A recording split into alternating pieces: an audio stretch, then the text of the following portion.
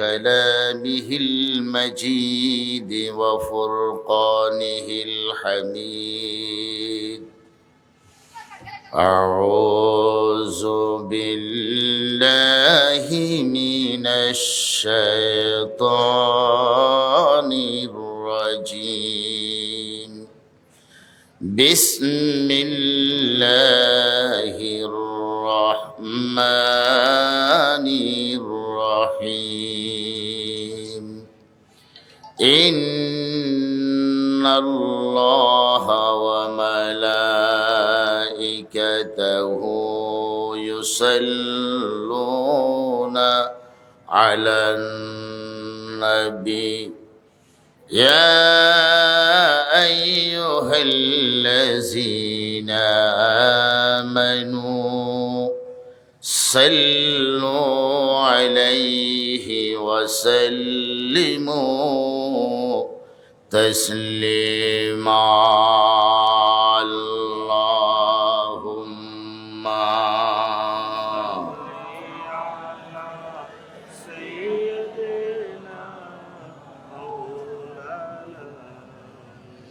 وعلى آل سيدنا اللهم صل على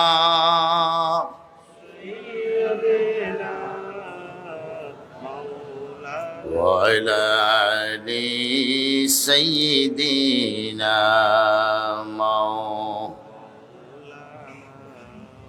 صلاة يا رسول الله عليكم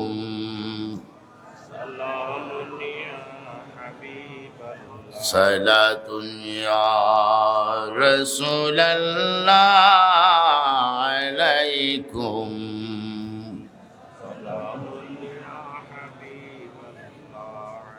लेवाए हमदहु गा पके हाथ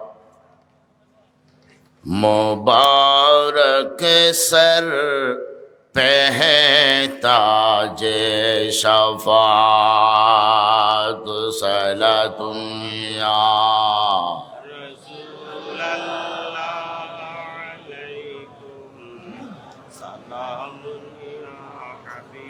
لا إله لا إله لا إله إلا الله لا إله মানব দানব পশু পাখি 18,000 মাখলুকাত আল্লাহর নামে জিকির করে তারা সবাই দিন ও রাত লা ইলাহা জোরে লা ইলাহা লা ইলাহা কেমনে যাবো মদিনা কেমনে যাবো মদিনা দয়াল আল্লাহ দয়া কর মদিনাতে নাও না লা ইলাহা লা ইলাহা লা ইলাহা ইল্লাল্লাহ কাউকে বানাইলা জবিহুল্লাহ কাউকে বানাইলা রুহুল্লাহ মোর নবীরে বানাইলা তুমি নূর মুহাম্মদ সাল্লাল্লাহু ইলাহা ইল্লাল্লাহ লা ইলাহা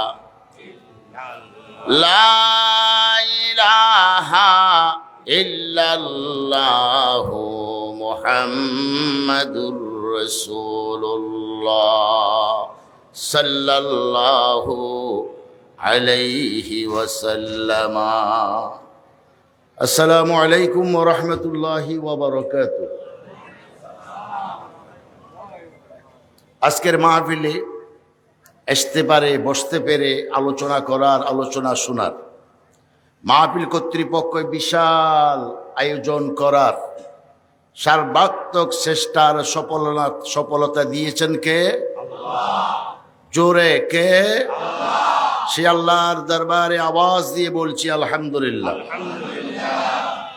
কোসপাড়া সিরাতুল মুস্তাকিম কাফেলার আজকে 13তম সিরাতুন নবী মাহফিলের সভাপতি জনাব মৌলানা বেলাল উদ্দিন সাহেব এবং পীর কামেল হজরত মৌলানা রিজাউল করিম সাহেব। আজকের মাহফিলে আমার আগে যিনি ওয়াজ করেছেন আমার ছোট ভাই হেসপত জনাব হজরত মৌলানা কুতুবউদ্দিন হেলালি সাহেব। আরও অন্যান্য উলামা ইকরামরা আছেন, জনাব মৌলানা আব্দুর রহমান নিজামী, মৌলানা এনামুল হক জিহাদি, মৌলানা ইব্রাহিম খলিলুল্লাহ, মৌলানা হাফেজ আব্দুর রহিম, মৌলানা বেলাল উদ্দিন কাসেমি, হাফেজ কারি মোহাম্মদ হাসান। একেবারেই শেষের দিকে আলোচনা করবেন আজকের মাহফিলের প্রধান আকর্ষণ হযরতুল আল্লাম হযরত মাওলানা তারেক মুনাওয়ার সাহেব দামত বরকাতুহু। এটা জায়গা নেই যে কে ইয়ে না গন্না তালেমের গজ্জামা যাই, তোমার গজ্জামা কি লেগে ইয়ে আইন দেখি পান তাহলে রাজি তো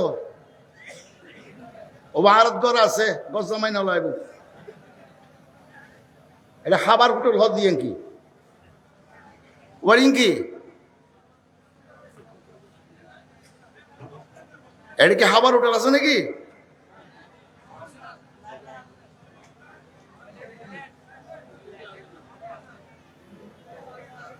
ভাই নতুন বেশি খুশি হইলাম আর ভাই কল্লোরকে দিয়ে না, ধন্যবাদ আলহামদুলিল্লাহ। আমি সময় সংক্ষেপ, ঘন্টা সোয়া 1 ঘন্টা, টাকা নিধি বেশি, ওয়াজ করিতে কম। ইন একবারে জানাশোনা আছে, এখনো খবরের কিছু নেই, লোয়াইয়ের এখনো হতে নেই। আয় দাওয়াত নিতে খুব যাচাই বাছাই করে দাওয়াত নেই। এক রাইতে তো 3 ওয়াজ আরাম, খোদার কসম। ইসলাম ফানিত পরি নেওয়া যাক, ওই আতুর একটিয়ে দূরে দূরে তোলা করে দিয়েছিলাম। আর দূরে দিয়ে টিয়া পয়সার লাই কিছু জনাবাজি টিয়া পয়সা নদীর এখন ওয়াজ আরাম অনুগুল। আরে কক্সবাজার জেলার শিবিরের সভাপতি জনাব মৌসা বিপ্লব আমাকে মোবাইল করেছিল 15 তারিখ মাহফিলের জন্য। আমি বলেছি 17 তারিখ আমার মাহফিল যেহেতু এখানে আছে, আমার দ্বারা আর একটা মাহফিল নেওয়া সম্ভব নয়, এটা বাস্তব প্রমাণ দিলাম। তো সুতরাং চকরিয়া মাহফিলের কোনো অভাব নাই। হায়রে আল্লাহ, মাহফিলকে মাহফিল। জাপানে এত পীর নাই, এত মাহফিল নাই। জাপানে এত তরিকত নাই, কিন্তু সেখানে কোনো দুর্নীতিও নাই, সন্ত্রাসও নেই। আমার দেশে এত পীর, এত মাদ্রাসা, এত মাহফিল, তুলনামূলকভাবে প্রতিযোগিতা দিয়ে সব দুর্নীতি, বেনামাজি, সুদি, জেনা, বেবিচার, সন্ত্রাস পাইকারিভাবে চলছে। তাহলে বোঝা যায় মাহফিলে তেমন একটা কাজ হচ্ছে বলে মনে হয় না। দাওয়াতি কাজের সিস্টেম পরিবর্তন করতে হবে। এই সিস্টেম আর রাখা যাবে না। আমি বললে তো হবে না, আমার মতামতটা আমি ব্যক্ত করেছি। আমাদেরকে বাংলাদেশে ঘরে ঘরে গিয়ে ইসলামের দাওয়াত দিতে হবে। মাহফিল হবে, কিন্তু তুলনামূলকভাবে কম হওয়া চাই। আরো সামনে মাহফিল আছে, আছে না? আছে। যা হোক, আমি ঘন্টা সোয়া 1 ঘন্টার মধ্যে আমার আলোচনার ইতি টানবো ইনশাল্লাহ। এই অল্প সময়ের মধ্যে যদি তার গোলামকে দয়া করে, মায়া করে কিছু কথা বলার তৌফিক দেন ইনশাআল্লাহ, বলার চেষ্টা করব। লা ইলমা লানা ইল্লা মা আল্লামতানা ইন্নাকা আনতাল আলিমুল হাকিম। এই যে মিডিয়ার বাইরে এসেছে, এরা খুব ভয় আতঙ্কে আছে। আই কি বলির কি নহর তুলে দিব না, কোনো আজকের জন্য ফ্রি করে দিলাম। আমি কিন্তু মিডিয়ার সামনে আসতে দিই না। হ্যাঁ, তোমার কেনা ওয়াসান দিবে সব বাজি অত সুন্দর করে দিও। তোমার আর বিয়ে বানাই ফেললে কুঁড়ের ইয়েল না বানাইও, ইয়ার কুল না বানাইও, আল্লাহর ওয়াস্তে ইয়ার না দুঃখ। আউযু বিল্লাহি মিনাশ শাইতানির রাজীম। বিসমিল্লাহির রহমানির রহিম। ইয়া আইয়ুহাল্লাযীনা আমানু আতিউল্লাহা ওয়া আতিউর রাসূল ওয়া উলিল আমরি মিনকুম فإن تنازعتم في شيء فردوه إلى الله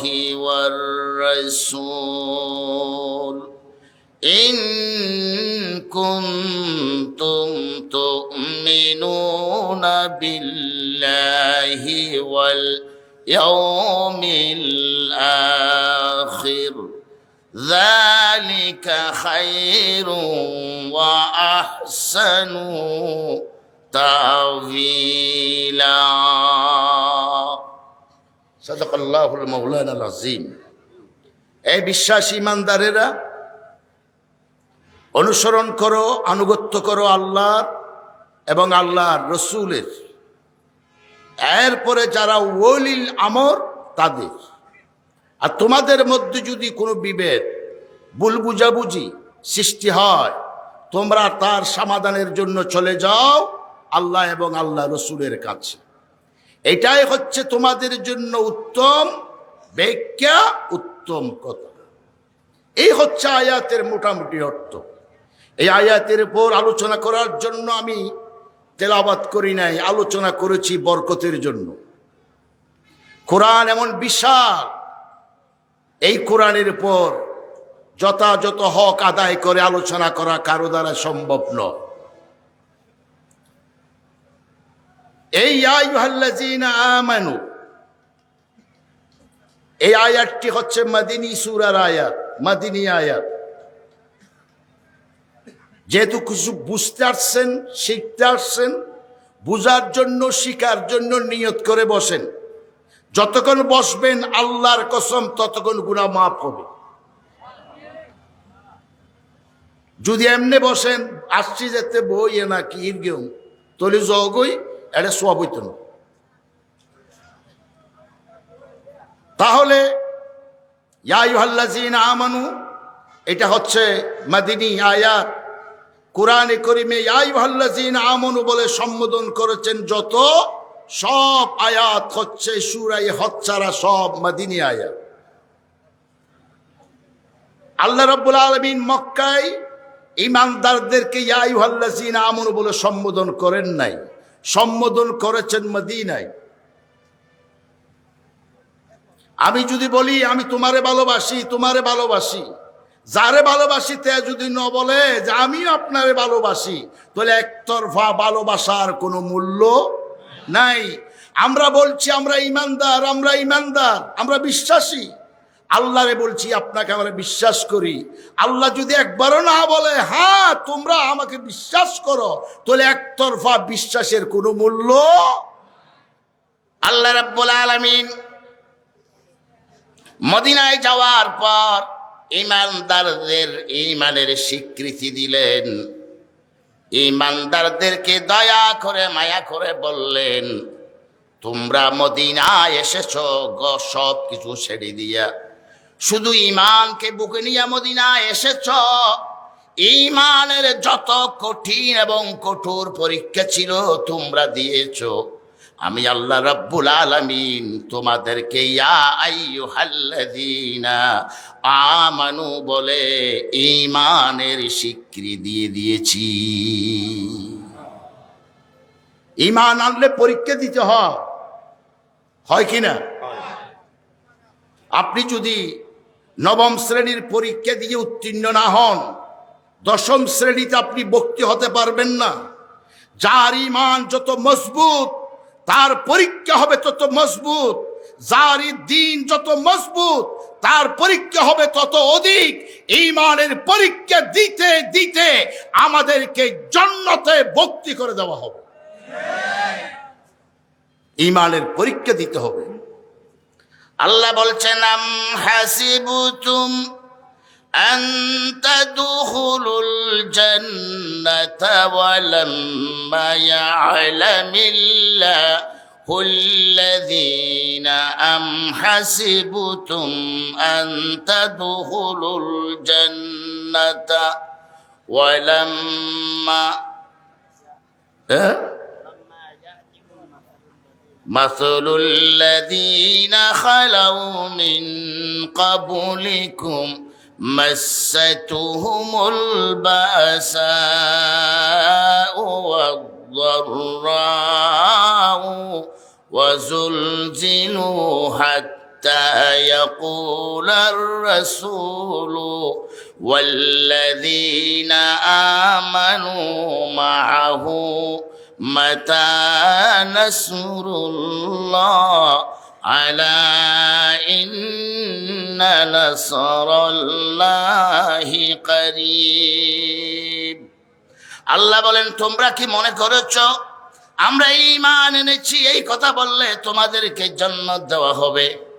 তোমাদের আগে পূর্বে যারা ঈমানের ঘোষণা দিয়েছে, ঈমান এনেছে, আমি আল্লাহ তাদের পরীক্ষা করেছি। তাদের উপর জুলুম, অত্যাচার, নির্যাতন, নিপীড়ন, ঘর হারা, বাড়ি হারা, মকান হারা সব নির্যাতন তাদের উপর চলেছে।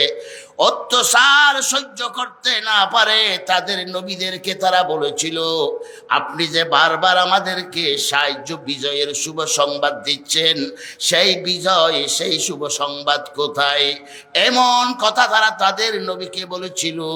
এবং উম্মতে মুহাম্মাদীদেরকে আল্লাহর নবী দ্বারা আল্লাহ বলছেন যে তোমরা অপেক্ষা করো, তোমাদের বিজয়, সাহায্য অনিবার্য, অতি নিকটে। ঠিক না বেটি? তোমাদের আগে যারা ঈমান এনেছে, উত্তপ্ত গরম খরায় তাদেরকে জীবন্ত ঢেলে দেওয়া হয়েছে। গাছের সাথে ফেরেক মেরে খরাত দিয়া দ্বিখণ্ডিত করা হয়েছে। তাদের হাত কেটে নেওয়া হয়েছে, চোখ তুলে নেওয়া হয়েছে। তাদেরকে নির্যাতনের পর নির্যাতন করে বেহুশ করা হয়েছে। গলার উপর কুকুরের মতো, নাউজুবিল্লাহ, মুরগির মতো জবে করে দিয়েছে। তারা চটপট করেছে, তারা মৃত্যুর সাথে আলিঙ্গন করেছে। তাদের অন্তর থেকে যা আল্লাহর জাতের ঈমান তারা কেড়ে নিতে পারে নাই। আল্লাহর নবীরে বলেন, আপনার উম্মত তো এই জাতীয় কঠোর কোন নির্যাতনের শিকার এখনো হয় নাই। এখনো সময় আছে, ঈমানের পরীক্ষা চলতেই থাকবে। হঠাৎ করে আল্লাহর নবী মক্কার জুলুম, নির্যাতন, অত্যাচারের সীমা যখন লঙ্ঘন হয়ে গেল, আল্লাহ রাব্বুল আলামিন তার হাবিবকে হুকুম দিলেন, আপনি মদিনায় হিজরত করুন। হুকুম কার? কার? পয়গম্বরের আল্লাহর হুকুম ছাড়া লড়াচড়া করে না। হযরত ইউনূস আলাইহিস সালাতু ওয়াস সালাম হিজরত করেছিলেন, তাই না? কিন্তু যাওয়ার সময় এমন একটি দুর্ঘটনা, তাকে মাছের পেটে চলে যেতে হয়েছে। আল্লাহর নবীও হিজরত করেছেন, মূসা আলাইহিস সালাম হিজরত করেছেন, ইব্রাহিম আলাইহিস সালাম হিজরত করেছেন, নূহ আলাইহিস সালাম হিজরত করেছেন। নূহ আলাইহিস সালামকে মাছের পেটে চলে যেতে হলো কেন? তার কারণ, আমি প্রত্যেক নবীকে যখন এই হিজরতের নির্দেশ দিয়েছি তারা হিজরত করেছে। নূহ কিন্তু আমার নির্দেশ আসার আগেই হিজরতের সিদ্ধান্ত নিয়েছে। কথা বুঝে এসেছে? হিজরত নির্দেশ আসার আগেই তিনি হিজরতের সিদ্ধান্ত নিয়েছেন, এই জন্য তার পথে দুর্ঘটনা হয়েছে। এখন আমার নবী বলেন, মক্কায় যেত জুলুম নির্যাতনের পরেও আমি হিজরত যেমন করি নাই, অন্যায়ের প্রতিবাদও করি নাই। ইসলাম শান্তির ধর্ম, চুক্তির ধর্ম, ইসলাম মানবতার ধর্ম। মারামারি করা, কাটাকাটি করা, রক্তাক্ত করা, এটা ইসলাম চায় না। এই জন্য আল্লাহর নবীকে নির্দেশ দেন নাই মোকাবেলা করার জন্য। এই শান্তি বজায় রাখার জন্য আল্লাহর নবীকে বললেন, আপনি মদিনায় হিজরত করেন, যেহেতু ইসলাম শান্তির ধর্ম।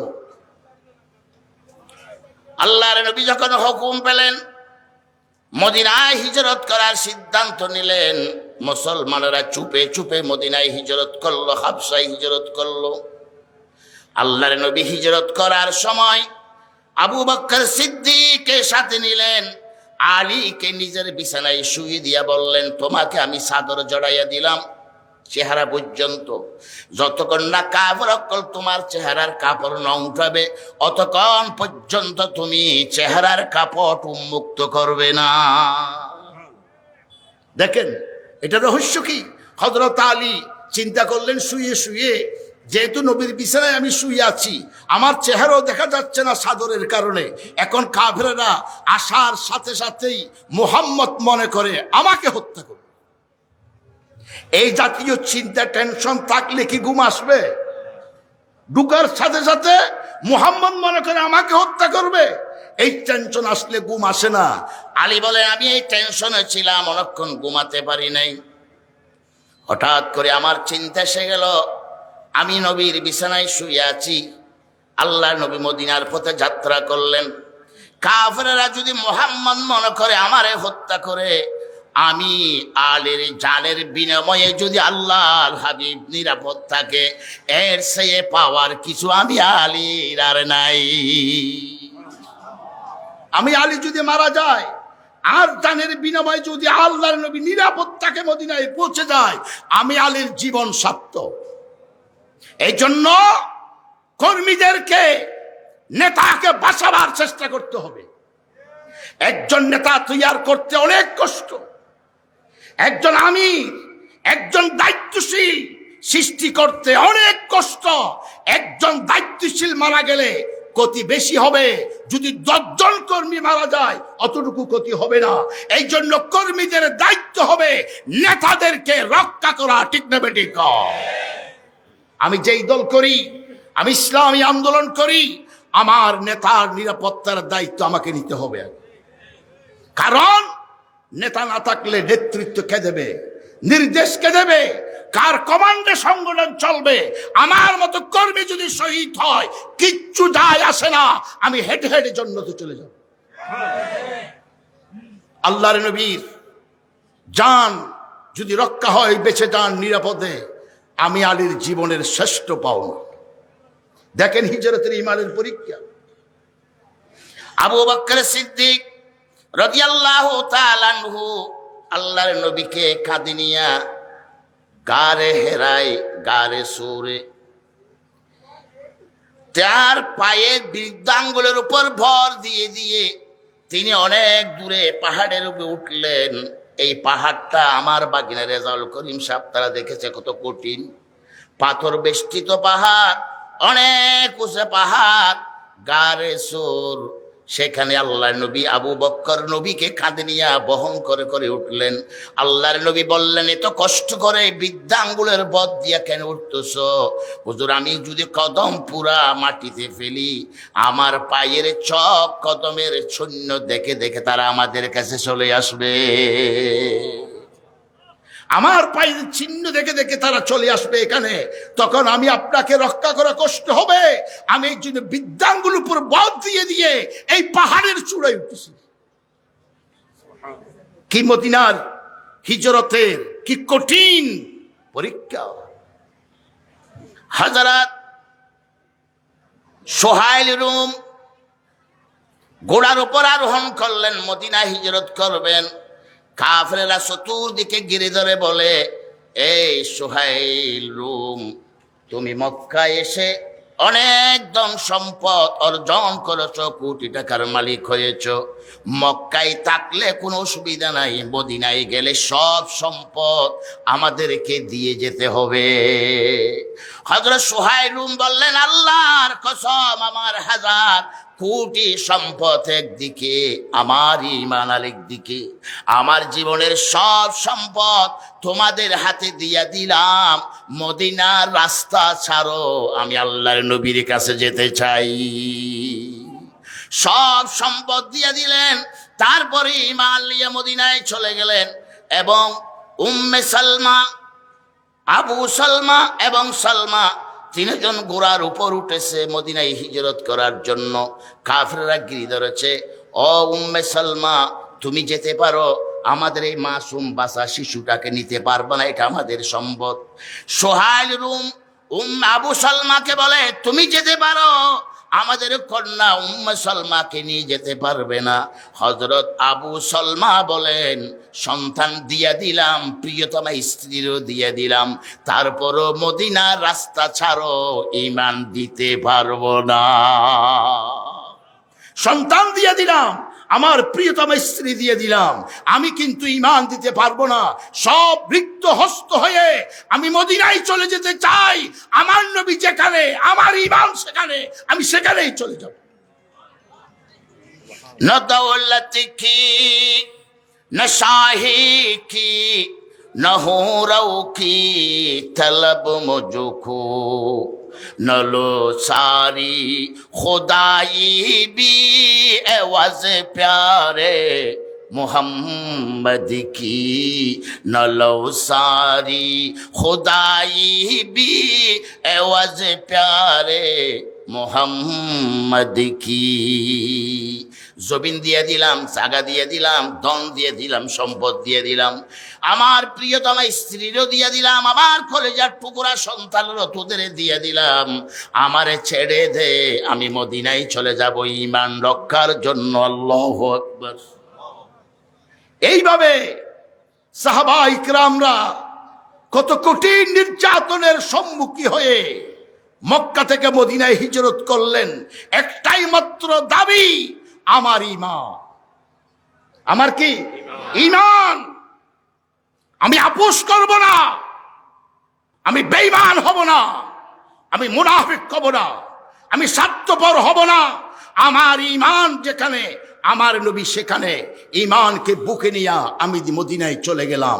কিচ্ছু নাই, বাপ মক্কায়, মা মদিনায়, ছেলে মদিনায়, বাপ মক্কায়, ছিন্ন বিচ্ছিন্ন হয়ে গেছে আত্মীয়তার সম্পর্ক।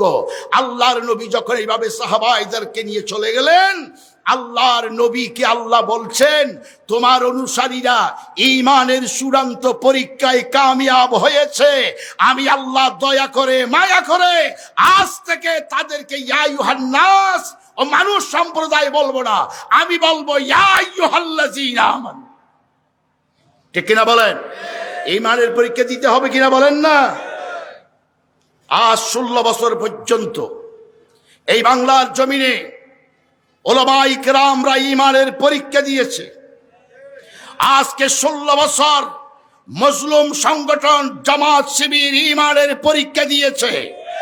আজকে 16 বছর জামাত ইসলামীর অনেক ভাইয়ের হাত কেটে নেওয়া হয়েছে, পা কেটে নেওয়া হয়েছে, চোখ তুলে নেওয়া হয়েছে, ক্রস ফায়ার দিয়েছে, তাদেরকে ঘর হারা বাড়ি হারা করেছে। ঘরে গিয়ে স্ত্রীর সাথে মোলাকাত করতে পারে নাই পুলিশের ভয়ে। সেই সময় মনে করেছিলাম বাংলাদেশে বুঝি ইসলামী আন্দোলন বিলুপ্ত হয়ে গেছে, জামাত শিবির বুঝি আর নাই। এখন দেখতে পাচ্ছি বাংলাদেশে জামাত শিবির সারা ময়দানে আর কেউ না। তার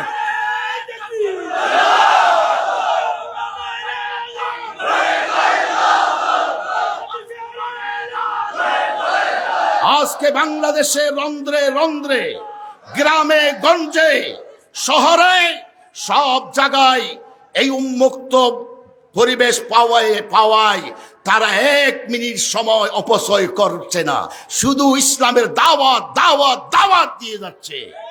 আমাদের মধ্যে অনেকেই আছে নির্বাচন নির্বাচন নির্বাচন, আমরা আছি ইসলাম ইসলাম ইসলাম। জামাত ইসলামী ছাত্র শিবিরের উপর যে নির্যাতন চলেছে, অন্য কোন দলের উপর চললে আমার তো মনে হয় অস্তিত্ব থাকবে না। এরা কেন থাকলো? এরা ঈমান। তারা বলেছে আমরা বেঁচে আছি আল্লাহর জন্য, মরলো মরবো আল্লাহর জন্য। আমরা কিন্তু ইসলামের কাজ করি, আমরা তৌহিদের কাজ করি। শারীরিকভাবে শুধু নির্যাতন নয়, তাদের গ্রামের অফিস থেকে শুরু করে কেন্দ্রীয় অফিস পর্যন্ত সিলগালা করে দেওয়া হয়েছে। তাদের নেতাদেরকে জীবন্ত হত্যা করা হয়েছে এবং তাদের নিবন্ধন বাতিল করে দেওয়া হয়েছে, তাদের প্রতীক বাতিল করে দেওয়া হয়েছে।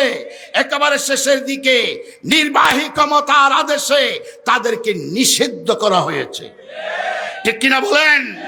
এই ঈমানের পরীক্ষা দিতে দিতে আজকে ইসলামী আন্দোলন, এই সংগঠন তারা প্রমাণ করেছে আমরা দ্বিগুণ বারুদের মতো জ্বলে উঠার মতো সংগঠন। তাদের আন্দোলন, এই ধৈর্যই সবর সফল হয়েছে। আমার দুঃখ লাগে, ইসলামী কিছু দল আছে, তারাও এদের বিরুদ্ধে মানসিক টর্চার করে, মানসিকভাবে ফতোয়ার মিশিংগান দাবিয়ে তাদেরকে দমিয়ে রাখতে চায়। এমন আছে নাকি নাই? আমরা দেখেছি একজন মুরব্বী আলেম, নাম আমি নিচ্ছি না, তিনি বলছেন এটা নাকি মওদুদুল ইসলাম। বলে নাই? বলে নাই? তো বান্ডারি ডাকুতি বসে বসে পান খাচ্ছেন, বান্ডারির পাশে বসে বসে বান্ডারি ওয়াজ শুনছেন। যারা সজদা করে দরগায় টাকা নেয়, নারী পুরুষ একসাথে সেমা করে ঢোল বাজায়, এটা কি মদিনার ইসলাম?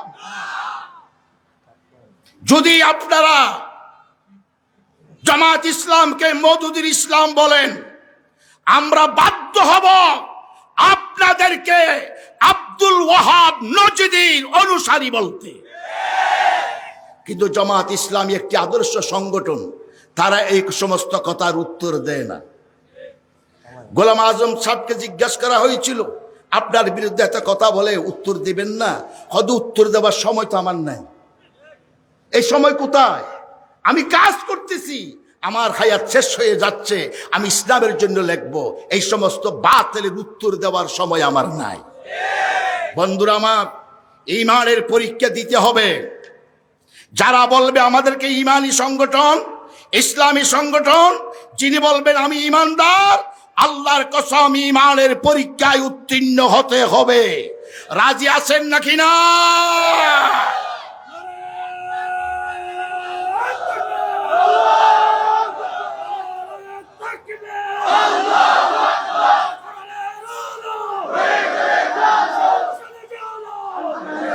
আপনাদের এই আবেগ, আপনাদের এই জজবা আল্লাহ কবুল করুন, বলেন আমিন।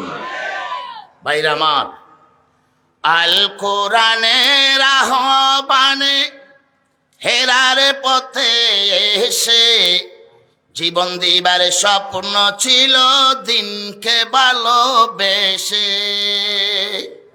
ঠিক না? বলেন, আল কোরআনের আহ্বানে হেরার পথে এসে জীবন দিবার স্বপ্ন ছিল দিনকে ভালোবেসে। সেদিনগুলো মুখর ছিল মধুর ছিল, সেদিনগুলো মুখর ছিল মধুর ছিল, সতেজে দীপ্ত ছিল প্রাণ। আমাকে দাও সেই ঈমান আল্লাহ মেহেরবান, আমাকে দাও সেই ঈমান আল্লাহ মেহেরবান, বলেন আমিন। তাহলে সাহাবায়ে কেরামরা ঈমানের পরীক্ষা দেওয়ায় উত্তীর্ণ হলেন। মদিনায় যাওয়ার পর আল্লাহ আয়াত নাযিল করলেন, প্রায় ৯৮টি আয়াত। ইয়া আইয়ুহাল্লাযীনা আমানু তাকুল্লাহা হাক্কা তুকাতিহি ওয়া লা তামুতুন্না ইল্লা ওয়া আনতুম মুসলিমুন। ও ঈমানদারেরা, তোমরা মদিনায় চলে গিয়েছ, এখন আল্লাহর বইয়ের সমাজ কায়েম হয়ে গেছে, ইসলামী রাজ কায়েম হয়ে গেছে। তোমরা প্রাণ খুলে মন খুলে আল্লাহরে ভয় করো, আল্লাহর পথে চলো, আল্লাহর হুকুম মানো। আমি আল্লাহরে যেইভাবে ভয় করা দরকার সেইভাবে ভয় করো, এবং মুসলমান হওয়া ছাড়া মৃত্যু বরণ করো না। মুসলমান হয়ে মৃত্যু বরণ করার জন্য আল্লাহর কসম করে বলি, ইসলামী রাষ্ট্রের বিকল্প নাই। আছে? আপনি মুসলমান হয়ে সব হুকুম মানতে পারবেন না, সরকার যদি আপনাকে সহযোগিতা না করে, বাধা প্রতিবন্ধকতা দূর করে না দেয়, ক্ষমতা রাষ্ট্রীয় ক্ষমতায় পরিপূর্ণ মুসলমান হওয়া সম্ভব নয়। এই জন্য ইসলামী রাষ্ট্রে আল্লাহর নবীকে আল্লাহ বললেন, তোমার উম্মতকে বলে দাও মুসলমান না হয়ে মৃত্যুবরণ যাতে না করে। এখন মুসলমান হয়ে মৃত্যুবরণ করার পাশে সামনে আর কোনো বাধা নাই। মদিনার রাষ্ট্রপ্রধান আমার নবী, এবং কোরআনের ভিত্তিতে রাষ্ট্র পরিচালিত হচ্ছে। দাউদ নবী, ইউসুফ নবী, নবী সুলেমান, রাষ্ট্র গঠন তারা ছিলেন নবী প্রধান ও রাষ্ট্রপ্রধান। গঠন করেন আল্লাহর নবী, রাষ্ট্র গঠন করেন সোনার মদিনায়। দাউদ নবী নবী প্রধান ছিলেন, রাষ্ট্রপ্রধান ছিলেন। ইউসুফ নবী রাষ্ট্রপ্রধান ছিলেন, সুলাইমান আলাইহিস সালাম রাষ্ট্রপ্রধান ছিলেন। রাষ্ট্র গঠন করেন নবী সোনার মদিনায়। আমার নবী মদিনায় ইসলামী রাষ্ট্র গঠন করেছেন। সুতরাং আলেম উলামাকে ইসলামী রাষ্ট্র গঠন করার দায়িত্ব কাঁধে নিতে হবে। হবে না? আজকে আলেমের সম্মান নাই কেন? ইসলামের সম্মান নাই এই জন্য। আজকে আলেমরা শক্তিশালী নয় কেন? ইসলাম শক্তিশালী নয় এই জন্য। আজকে আলেমরা গরিব কেন? ইসলামী সরকার নাই এই জন্য। আমরা যদি আলেমরা ঐক্যবদ্ধভাবে ইসলামী রাষ্ট্র কায়েম করতে পারি, আমাদের অনুমোদন ছাড়া কোনো আইন পাস হবে না। ব্যাংক চলবে না, কোর্ট চলবে না, আসামির ফাঁসি হবে না, জামিন হবে না।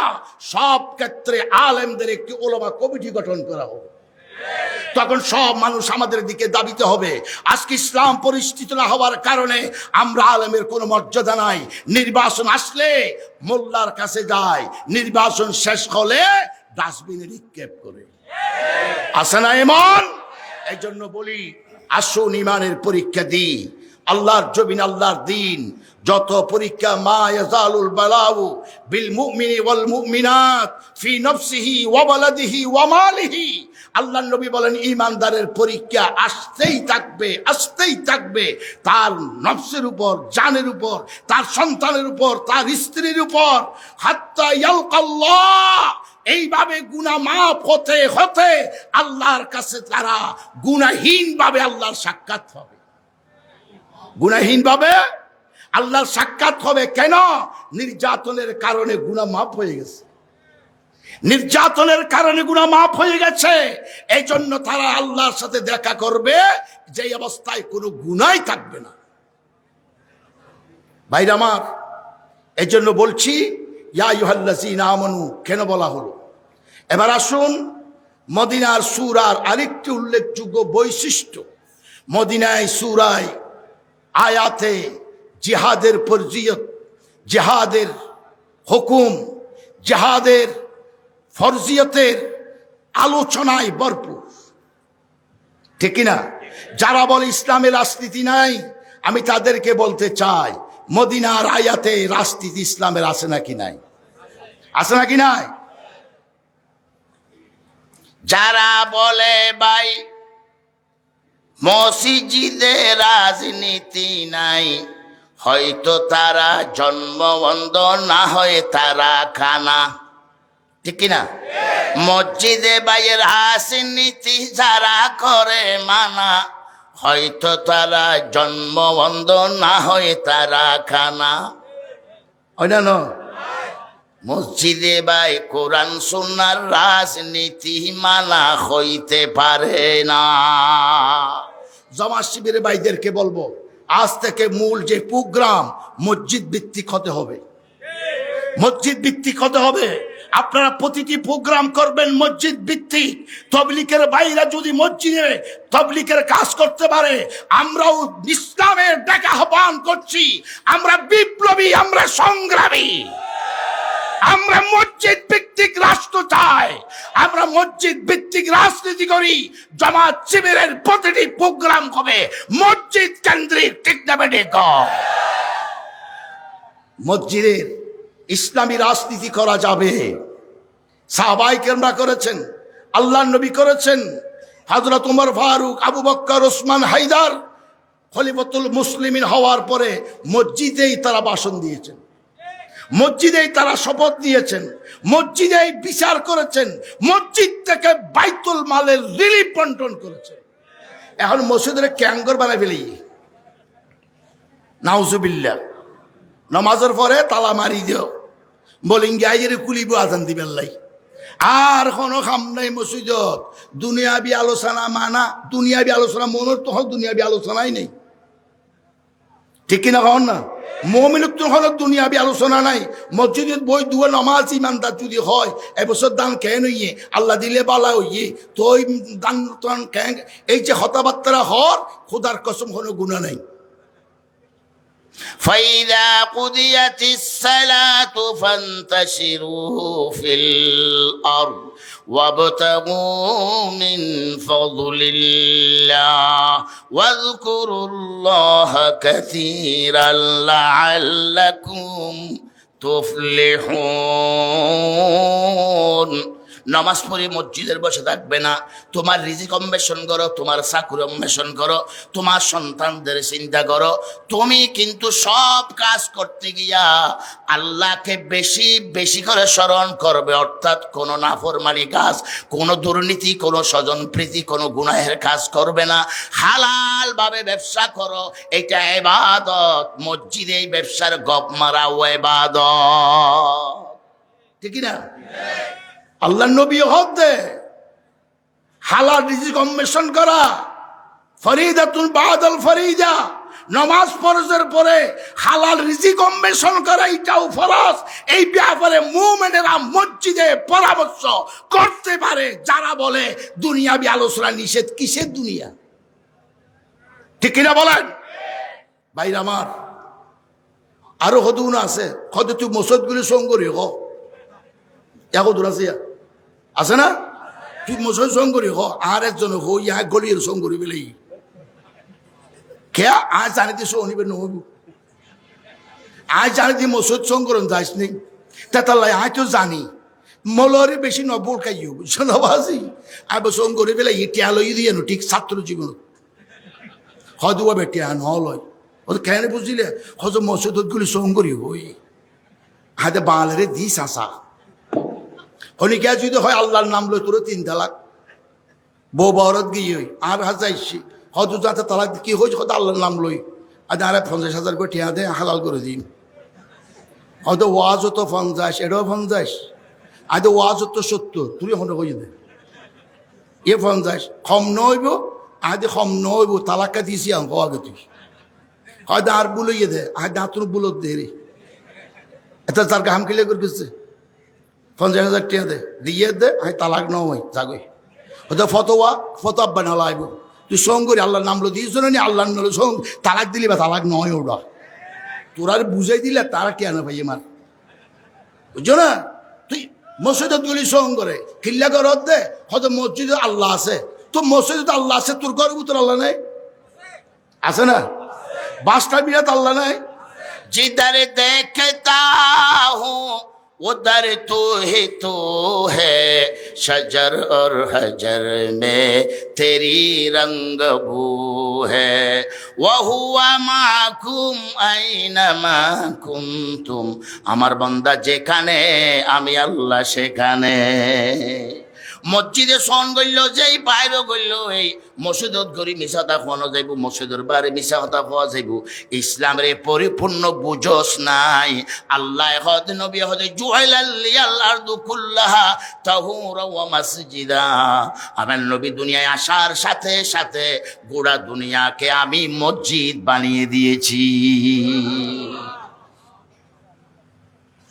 মাহসুসতি जाए नबास अंबिया की वास्ते मस्जिद बनी रोए जमी उनकी कदम से। तमाम পয়গম্বরের নির্দিষ্ট ইবাদতের জায়গা ছিল, এখানে গিয়ে ইবাদত করা লাগতো। আমার নবীর কদমের ধুলা পড়ার সাথে সাথে আল্লাহ বলেন तमाम পৃথিবীকে আমি মসজিদের মতো পবিত্র ঘোষণা করেছি। সুতরাং মসজিদে গেলে সালাম মিথ্যা শপথ করা যাবে না, মসজিদের বাইরে মিথ্যা শপথ করা যাবে। এটা আকীদা পরিপন্থী কথা, এটা কোনোদিন সুন্দর কথা নয়। জিবা মিশা কথা হইতে পারবি, এটা বাইরেও বলা যাবে না, মসজিদের ভিতরেও বলা যাবে না, ঠিক কিনা বলেন? আসুন আল্লাহর নবী মুহাম্মদ রাসূলুল্লাহ সাল্লাল্লাহু আলাইহি ওয়াসাল্লামের মদিনী জীবন নির্দেশ, এই যে জিহাদের ফরজিয়ত, জিহাদের ফজিলত, জিহাদের হুকুম হাকাম, জিহাদের মাসালা মাসায়েল, উল্লেখযোগ্য মদিনার আয়াত এবং সূরার পরিচিতি হলো জিহাদ ফি সাবিলিল্লাহ, ঠিক না? ঠিক না? জিহাদ ফি সাবিলিল্লাহ। আল্লাহর নবী হিজরত করলেন, তখনও আল্লাহ অনুমতি দেন নাই। মদিনায় যখন গেলেন আল্লাহ জিহাদের অনুমতি দিয়ে দিলেন। আল্লাহু আকবার। أذن للذين يقاتلون في سبيل الله أذن للذين يقاتلون بأنهم ظلموا وأن الله على نصرهم لقدير। অবন্ধু, মারামারি হাড়াহাড়ি না করার জন্য, রক্তপাত না করার জন্য, ইসলাম শান্তির ধর্ম এটা প্রমাণ করার জন্য আপনি মদিনা থেকে, মক্কা থেকে মদিনায় আসলেন।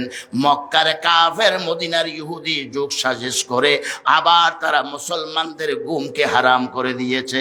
ফতেগাড়ে মুসলমানের উপর আক্রমণ করে, তাদের গরু ছাগল নিয়ে যায়, ব্যবসা বাণিজ্য নিয়ে যায়, সব জায়গায় তাদের উপর আক্রমণ শুরু হয়েছে। আল্লাহ বলেন, বন্ধু, ইসলাম যে শান্তির ধর্ম এটা দিয়ে তাদের আর হবে না, তাদেরকে প্রমাণ করতে হবে। মুসলমানেরা ধরে না, ধরে না, ধরলে ছাড়ে না, ঠিক না? না, মুসলমানের এত নিরীহ নয়, মুসলমানের এত ইজারা নয়। আমাদের ইসলামের কারণে আমরা স্তব্ধ হয়ে আছি, নীরব হয়ে আছি। তারপরও আমাদের এই সবলতাকে দুর্বলতা মনে করছস। আয়, আমার আল্লাহ অনুমতি দিয়েছে তোদের বিরুদ্ধে প্রতিঘাত করার জন্য। বদরের জিহাদে প্রমাণ হয়ে গেল মুসলমানরা দলে ছাড়ে না। 70 জন কাফেরের নেতাকে হত্যা করা হয়েছে এবং মুসলমানরা বিজয়ের পতাকা নিয়ে মদিনার দিকে মার্চ করেছে। আল্লাহ মদিনায় জিহাদের অনুমতি দিলেন, মক্কায় জিহাদের অনুমতি দিলেন না। আল্লাহর নবী যদি, আল্লাহ যদি জিহাদের অনুমতি না দিতেন, কাফেররা এত স্পর্ধা পেয়ে যেত, মদিনার মুসলমানের ঘরে ঘরে ঢুকে ঘর থেকে বাহির করে ছাগলের মতো জবে করে দিত, তাদেরকে হত্যা করত। আল্লাহ বলেন, তোমাদের উপর দয়া করলাম, তোমাদের উপর রহমত করলাম, তোমাদেরকে প্রতিবাদ, প্রতিঘাত, তাদেরকে প্রতিরোধ, জিহাদের উযিনা লিল্লাযিনা উখরিজু মিন দিয়ারিহিম বিগাইরি হক, যাদেরকে অন্যায়ভাবে নাবিহারা দেশ ছাড়া করেছে, মক্কা ছাড়া করেছে, তাদেরকে খেদাও। মুসলমানরা জিহাদের জজবায় উজ্জীবিত হয়ে সমস্ত পৃথিবীকে দেখিয়ে দিলেন জিহাদ হচ্ছে মুসলমানের সম্মান, জিহাদ হচ্ছে মুসলমানের মর্যাদার প্রতীক, জিহাদ হচ্ছে সারা বিশ্বে নেতৃত্বের সুপানের আসনে বসাই দেবার মর্যাদার চেয়ার হচ্ছে মুসলমানের জন্য একমাত্র জিহাদ ফি সাবিলিল্লাহ। ঠিক না? ঠিক বলে। আজকে আমরা জিহাদের জজবা হারিয়ে ফেলেছি, আমাদের মধ্যে জিহাদের জজবা নাই। বিশেষ করে গত সরকার জিহাদকে পদদলিত করেছে, জিহাদের উপরে নির্যাতন করেছে। ধরার পরে বলে জিহাদি বই পাওয়া গেছে, জিহাদি বই, রাহে নেজাত জিহাদি বই নিয়ে ইসলামের আলো, বাঙ্গাগড়ার ইতিহাস, ইসলাম পরিচিতি, এগুলা কি জিহাদি বই? এগুলা কি জিহাদি বই? এইটা এই জন্য বলা হয়েছে যাতে ইসলামী বই ঘরে রাখা না যায়। এক সময় 30 বছর আগে ইসলামী অর্থনীতি, ইসলামী সমাজনীতি, ইসলামী ইতিহাস এই বইগুলা ঘরে ঘরে ছিল, মানুষের স্টাডি করত, ইসলামের পক্ষে ছিল। এই সরকার সুকৌশলে ইসলাম থেকে মুমিনদেরকে দূরে রাখার জন্য ইসলামী বইয়ের উপর জঙ্গি আঘাত করেছে, ঠিক না বেঠিক? কিন্তু আজ সব ওপেন হয়ে গেছে, ঠিক কিনা বলেন না? ইসলামী বই যাতে মুসলমানেরা স্বাধীনভাবে ঘরে রাখতে না পারে, হাতে নিতে না পারে, পড়তে না পারে, এই জন্য তারা এই ইসলামী বইগুলাকে জিহাদি বইগুলো আখ্যায়িত করেছে। ওয়া স্বামী অন্ধ সুখে ন দেহে, ওনার তখন বিরক্ত লাগেন না ভাই? এখন 1.5 ঘন্টা না ওইলে হই বা আমি ম্যাকচারে দিই তোর বাকি আধা ঘন্টা সামনে ওই ওয়াজ তো মিশে কথা। লা ইলাহা জোরে লা ইলাহা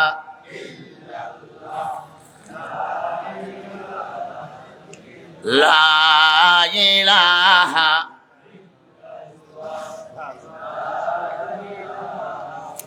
লা ইলাহা ইল্লাল্লাহু।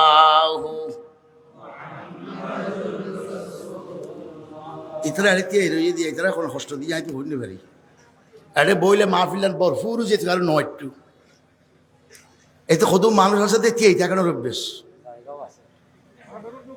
বাজি মাহফিলাকে ঢুকো না বাজি কুরার সিনা বোতল ডিম অন্য দিলে বাচ্চ হইব না, হবে না রবা?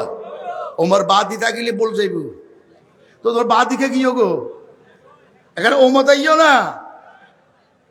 হাসবি রব্বি জাল্লাল্লাহ মা ফি কলবি গায়রুল্লাহ নূর মুহাম্মদ সাল্লাল্লাহু লা ইলাহা হাসবি রব্বি জাল্লাল্লাহ মা ফি কলবি গায়রুল্লাহ নূর মুহাম্মদ সাল্লাল্লাহু লা ইলাহা হাসবি রব্বি জাল্লাল্লাহ মা ফি কলবি গায়রুল্লাহ নূর মুহাম্মদ সাল্লাল্লাহু লা ইলাহা লা ইলাহা লা ইলাহা লা ইলাহা ইল্লাল্লাহু মুহাম্মাদুর রাসূলুল্লাহ। জোরে বলেন সাল্লাল্লাহু। আল্লাহ নবী বলেন আল জিহাদু মাদিন মুসবাহসানি আল্লাহু তাআলা ইলা ইয়াউমাল কিয়ামাতি। আমি যখন থেকে নবী তখন থেকে জিহাদ শুরু। এই জিহাদের মিশন বন্ধ করা যাবে না, কিয়ামত পর্যন্ত চলবে। খুশি খুশি, কিয়ামত পর্যন্ত চলবে। রাষ্ট্রীয় ক্ষমতা যদি কোরআনও প্রতিষ্ঠিত হয়ে যায়, এই কোরআনী রাষ্ট্র নিরাপদ রাখার জন্য মুজাহিদদেরকে প্রস্তুত থাকতে হবে। এই রাষ্ট্র যদি কোরআনী শাসন না থাকে, কোরআনী শাসন কায়েম করার জন্য সর্বস্তর থেকে জিহাদের আওয়াজ উঠতে হবে। আমরা সবাই নবীর সেনা, বই করি না গ্রেনেড বোমা, ঠিক কিনা? আমরা সবাই নবীর সেনা, বই করি না গ্রেনেড বোমা। বাইরা আমার, জিহাদ ফি সাবিলিল্লাহ নবী হদ আমার নবুয়ত থেকে শুরু হয়েছে, আমার পরে বন্ধ হবে না। ইলা ইয়াউমুল কিয়ামা, কিয়ামত পর্যন্ত জিহাদের মিশন চলবে। লা ইউবতিলু জুরু জায়ের ওয়ালা আদলু আদিল। কোন জালেম সরকার জিহাদ বন্ধ করতে পারবে না, কোন ইসলামী সরকারও জিহাদ বন্ধ করতে পারবে না, ঠিক না বেটি? জিহাদ করতে রাজি আছেন না? না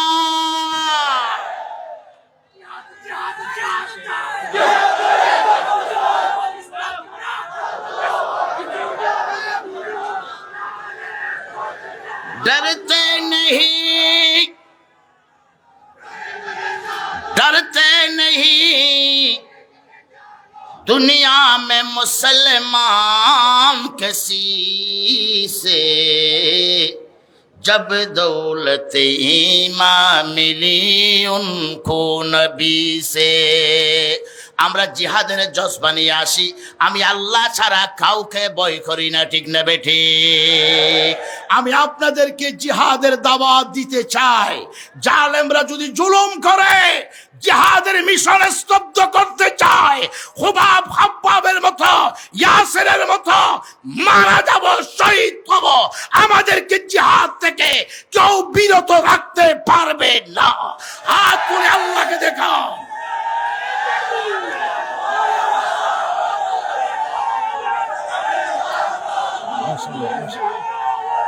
আলহামদুলিল্লাহ।